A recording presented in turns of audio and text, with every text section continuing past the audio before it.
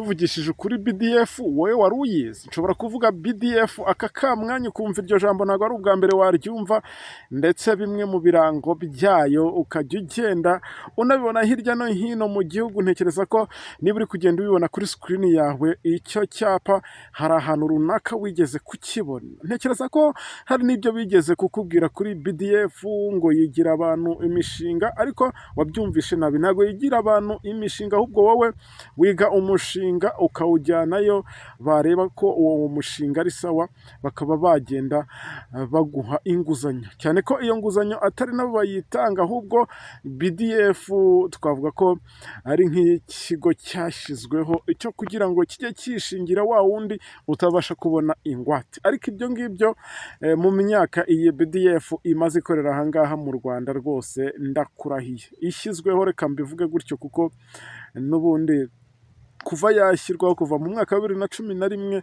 bamwe mu baturage yewe n'urubyiruko bavuga ko ntacyo yigeze ibamarira habe na gato. Ubundi iyi BDF wigeze uyigana aho ngaho mu karere k'iwanyu? Kuko ahantu hose iyi BDF yagendaga ivugwa, kuko bayamamaje inshuro nyinshi, ivuga ko abantu benshi bafite imishinga mito n'iciriritse BDF igende kwishingira mu bigo by'imari, ubwo ni mu mabanki agiye atandukanye, bakaba bagukubita amafaranga bitewe n'umushinga wabashyiriye ukajya kwiteza imbere. Ariko ibi ngibi ngo ntabwo byigeze bikorwa, kuko ibi ni ibyatumye na nyakubahwa Perezida wa Repubulika y'u Rwanda Paul Kagame abirakarira, avuga ko iki kigo kidakwiye kuba kiri gukora, cyane ko ibi ngibi byahise binatuma n'ubundi gisubira muri BRD, nk'aho ubwo cyagasenywe burundu n'ubundi kikavaho, nk'uko bamwe mu badepite bagiye babyifuza, bavuga ko iki kigo ntacyo kigeze kimarira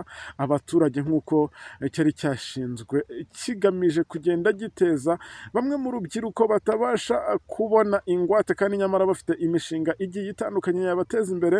Yewe n'aba bagore twagiye tubona ko nabo baba bashaka kwiteza imbere, cyangwa se igire umuhinzi, kuko ahangaha twagiye tubona ko imwe mu mishinga yagombaga gutezwa imbere binyuze muri BDF hari harimo imishinga y'ubuhinzi n'ubworozi ndetse n'indi igiye itandukanye. Gusa ibi ntabwo byigeze bibaho, kuko bamwe mu baturage twagiye tunakira feedback zabo zigaragaza ko hari abagerageje kujyana y'imishinga kera kabaye, ngo bagategereza ko iyo mishinga yakwemezwa cyangwa se iyo mishinga yahabwa amafaranga, n'ubundi abo batanze iyo mishinga bakiteza imbere, cyane ko benshi bagendaga batanga iyo mishinga yabo ikanemerwa, bakababwira ati turabona umushinga wawe ari sawa, ubwo tegereza tuzakubwira. Bikarangira kwa kundi umunyarwanda yavuze ngo tegereza turanye naheba, bikarangira umushinga wawe nyine uheze aho ngaho. Ariko hari abagiye batubwira ko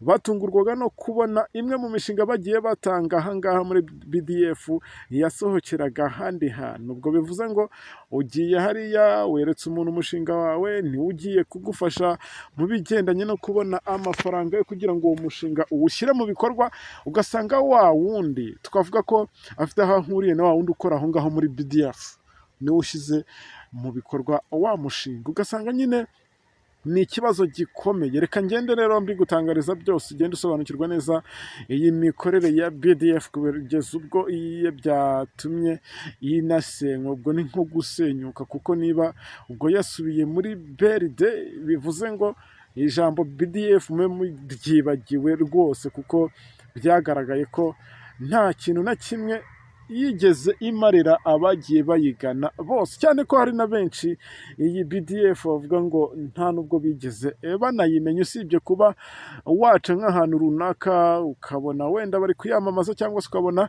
icyo cyapa muri kugenda mubona aho ngaho. Ntekereza ko nteze amatwi cyangwa tugiye kubana muri aya makuru, ibi ngibi birashoboka ko yaba ari ubwa mbere ugiye kubyumva, cyangwa se ijambo BDF ari n'ubwa mbere ugiye kubyumva. ubwo bana nanjye byose ngenda mbikugezaho. Ubwo reka nizere ko turaza kugerana ku musozo w'iyi nkuru wasobanukiwe neza iyi mikorere ya BDF ndetse n'uburyo yaje guhita inasenyuka, cyane ko twagiye tubona ko yari imaze imyaka igera kuri 14 nta munyarwanda n'umwe uvuze ati njye nateye imbere kubera BDF nk'uko yari yarashyizweho ari ukugira ngo ifashe urubyiruko kwiteza imbere yewe n'abagore muri rusange. Umwe mu badepite yakomeje agira ati njye natanga inama ko BDF yakavuyeho burundu hakajyaho ikindi kintu, ariya mafaranga agakoreshwa, birashoboka ko ngo aya mafaranga yashyirwa mu murenge sako ndetse akanaba yashobora gushyirwa ahandi. Urebye igihe iyi BDF imaze itagaragara, abaturage ntibayizi, nta n'icyo yigeze ibamarira. Aya magambo yose nayavuzwe n'uyu mudepite witwa Mukabunane Christina. Ubwo uyu Christina ku itariki ya 1 Mata 2025 ibi byose yabivugaga mu nteko rusange y'umutwe w'abadepite uganira na Minisitiri w'ubucuruzi n'inganda, uyu nguyu yitwa Sebahizi. Ubwo bagendaga baganira ku bibazo biri mu kigega gishinzwe guteza imbere imishinga mito n'iciriritse BDF. BDF yashinzwe mu mwaka wa 2011.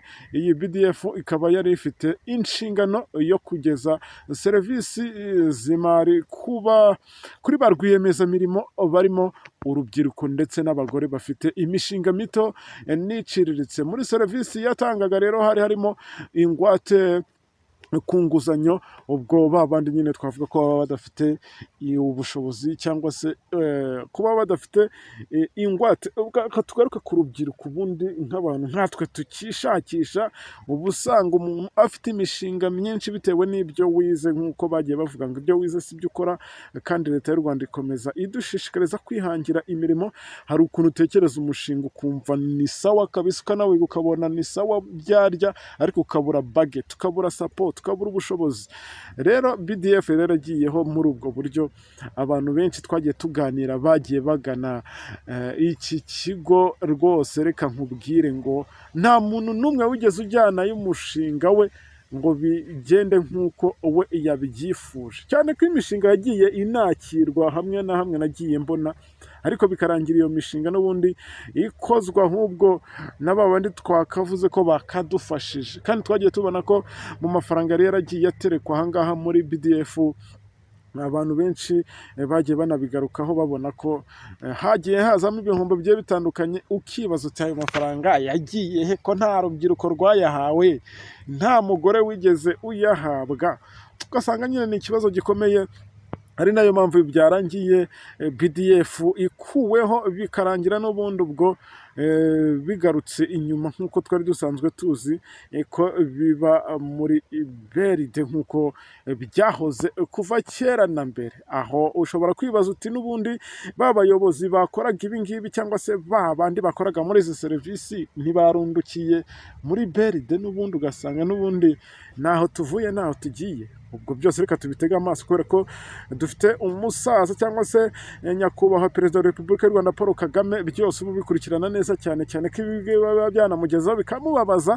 Ubwo nawe afite uko araza kugenda byoroganiza bikaza kugenda neza cyane. Ubwo kuri bamwe mwari mufite imishinga yadindiye, ubushomeri, kandi nyamara ibyo gukora birahara, nk'ubwo nta muntu ufite byibuze ugusunika cyangwa se nta muntu ugusapotinga mu byo ushaka gukora. Reka twizere ko byibuze ubwo ibi ngibi bitakiri mu maboko ya BDF nk'uko twari dusanzwe tubizi, byibuze twizere ko ubwo uyu nguyu waje kugenda avuga ngo BDF niveho burundu, ubwo ndi kuvuga uyu mudepite, ubwo twavuga ko hagiye kuza indi imirimo mishya. Mwebwe mwari mufite imishinga, mutangire muyitegure, turebe ko byibuze ejo n'ejo bundi twakwiteza imbere mw'abantu mwe, dore ubushomeri buba bumeze nabi. Njyewe rero reka mbashimire, mbabwire ngo ubwo umunsi ibi ngibi byose byagiye bijya ku murongo neza nk'uko twagiye tubibona.